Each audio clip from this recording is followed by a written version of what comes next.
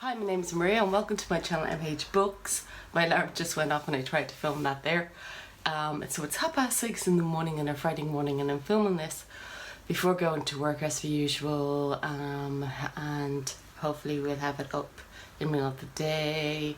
We'll see. Crappy broadbands here have a tendency to fail when uploading, but maybe a Friday reads up again for the Friday, but I have to crack on because this is the morning, and I do need to get on a bus by 7:30. So what did we read this week? Isn't that what we start off with, Friday reads? I had started, I think, Written and Read, and I've now completed Written and Read, which is the first book in the other series. I do have the second book ready and lined up, which I'll probably read in a couple of weeks now. It's an urban fantasy series. The others is, it's an alternative reality, and the others are sort of werewolf and elemental and vampire-like and that kind of thing. And they have in this reality have existed since the beginning, and they own the land, so humans are basically renting the land more or less from them, and obviously humans and the others don't get on terribly well. The story's cute. It went exactly the way I thought it was going to go. I see the opening still for the next bit, the next installment that was left at the end. Overall it was fun and exactly what the doctor ordered.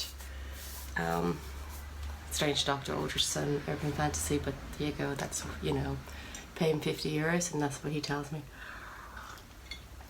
My doctor's also a female, so I don't know why I said he.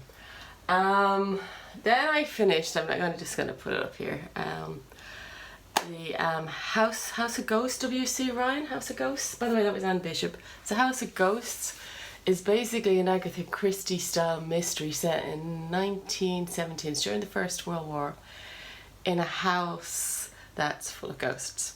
And a couple of the protagonists, one of the protagonists and a couple of the other characters can see the ghosts, and there's a lot of ghosts. But mostly it's the whodunit mystery style.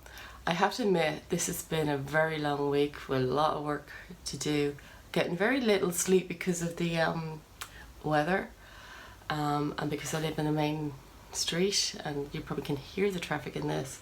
So the traffic noise is going to be quite loud if you open up windows, so you're stuck with if that's a traffic noise, if you can hear it. You're stuck with always the option, do you leave windows open and hear the traffic, or do you swelter to death? Either way, I wasn't sleeping. So I don't know if I actually caught enough, because this is one of the things I would have been listening to before going to bed. Did I get the whole of the whodunits and your little hints here and there, but it was entertaining. I think maybe if I ever reread it, I might reread it in hard copy rather than Audible, and I might actually get a little bit more out of it. I think I was just too tired this week to appreciate it very well. So House Full of Ghosts, if I remember to do this. I have to go to work today and I have to go and find that picture and insert picture. Seriously Maria. I know, I did feed you already today. The other things I've been reading, so a bit more on the literary fiction bent, I've been continuing on with Mouthful of Birds, with the Samanta Schweblin. I cut that off because I forgot a name, and then we had a lot of budgie noises. So we'll see the Budgies, they just have woken up. It's time to get up. Time to get out. Grab the world by the beak and shout. Okay, so more than literary fiction bent this week, I have been continuing reading Mouthful of Birds by Samanta Schweblin. People are loving this or hating this. I'm loving it. These stories are dark and twisted, very short, complete in their worlds, shocking sometimes at the ending, at the things that they make you think of, I mean, I was even tempted. There's a story just about butterflies, and my 11-year-old niece was talking about butterflies, and I was very tempted to tell her about this story. You know, and how things are not always how they appear, but they've been very impactful on me. And as it happens, I think it's Natalie is her name. This is why I stopped. I think it's Natalie from The Curious Reader. She actually was talking this week on her channel about the short story form, because she read this book a couple of months ago, and because of such, you know, a strange reaction to it. And this I thought was very interesting. How do we read short stories? I think, you know, on reflection, when I was reading the first story, it would hit me and it'd be so impactful, almost like sometimes you get this from poetry too. You know, I would kind of like the first story, yeah, men would do that, women would do that. There was a little bit of oh god, yeah. And I find if I go straight, because I read these stories on the bus, if I go straight on to the second story, I'm not really liking the second story, and I think that's what's happening. I can only take so much of this. And it is interesting, how do you read short stories? Do you read them and intersperse them with other forms of literature, or just fun, you know, narrative reads, whatever you want to read? Or do you read them as a collection to get the theme all the way through? I think for this one, I'm deliberately going to be reading one at a time, maybe, you know, and then going on to something else. But these are dark in a way that, say, horror never hits me as dark. These are dark, very twisted stories, and I'm loving them. So talking about dark and horror, now, Summer and Night, Dan Simmons. Perfect for this hot weather. House full of ghosts set during a snowstorm. I know, the poor Budgie. I know, the Budgie's hot too. Written in red by Bishop, again, set in a snowstorm. The snowstorm is important in both of them. And it's such hot weather and I can't sleep. So Summer and Night, a nice horror fiction from Dan Simmons, was, you know, what I wanted. I'm listening to it and reading it. I haven't got very far. So it's perfect. I have already, this is the second time I've read the first 50 or so pages. I'd already gotten it from the library. The library had asked for it back because somebody else wanted to read it. That lovely person, I ordered it immediately for when they finished. That lovely person still has that book out. So I had to get this copy from eBay. Yes, because it's not available in Ireland. The next book is available, which is the winter story, but the Summer Night isn't. So I have gone to a lot of effort, but I actually think this is perfect for summer because, you know, it's a battered up mass paperback. You can go and read it in the park and not feel like you're damaging a really good book. It is set in the summer. It is set, so far it's very Stephen King like. It, The Losers Club and It. What else? There's another one that was reminding me of that a lot of people might have read, where we have all the kids and the evil within the town. We shall see what happens.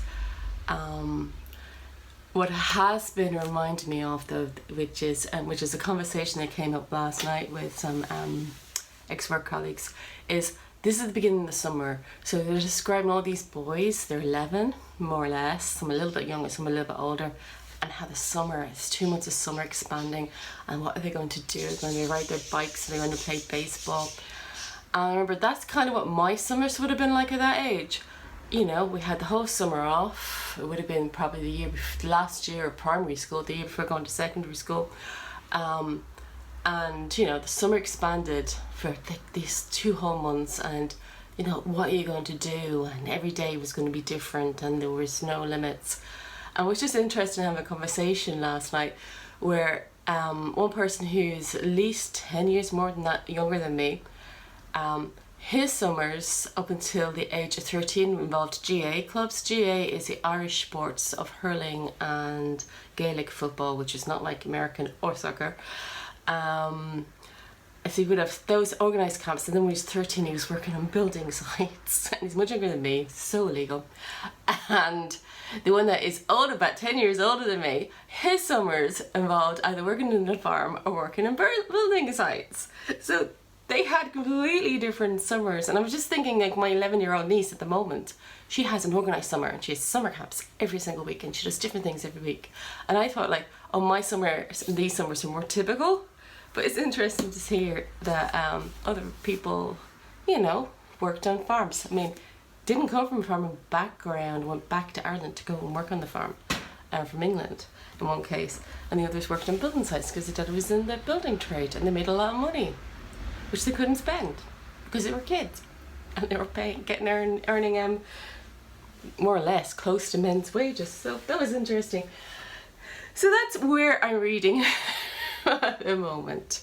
I will not be filming a Friday Reads next week, because this time next week I'll be packing the cars to be up with my sisters, hopefully, and we will be on our way to England, to Deershed, the music festival. So I'll see, it's gonna be a very busy weekend again, but can I pre-film some stuff to go up? I need to put my TBR up for Women in Translation. I need to put TBR up because what I'm going to do is 2 separate TBRs, one for Women in Translation. I have those books picked, and then I'm going to alternate literary fictions with narrative fictions for a while now, because and especially from the horror genre. So I'm also going to be putting up a TBR. This is my long-winded way of saying I'm going to be putting up a TBR for the horror genre, which I haven't decided yet. So if you are a horror enthusiast, and actually you want to look at my Goodreads and see my own TBR, it's about 800 books there. See, is there a good horror book there that I should be reading? I might try some Jonathan Jazz. I might try some James Brogden. I'll pick about 5. One will be a woman. There's not enough women writers to make it worthwhile. Do more than that. I can't do 50-50 in that. And Women in Translation will be all female, and my aim is ultimately always to have an equal balance of male-females, equal balance of voices. If you know somebody who identifies in translation or in horror as neither male or female, good recommendation, would be needed. I think I will wrap this up, because this is a very casual Friday Reads, which I have to now go and find a picture of one of the books I was talking about, House Full of Ghosts, with W.C. Ryan, who happened to go to university in both my universities. Yeah, he did his undergrad in Trinity, I think, and he did his postgrad in St Andrews in Scotland as well. You know, and Ryan is my mother's maiden name, so my alternative. Okay, that was just completely aside. I hope whatever you're reading that you're enjoying it, and that you're all having a lovely Friday and a nice weekend. Bye now.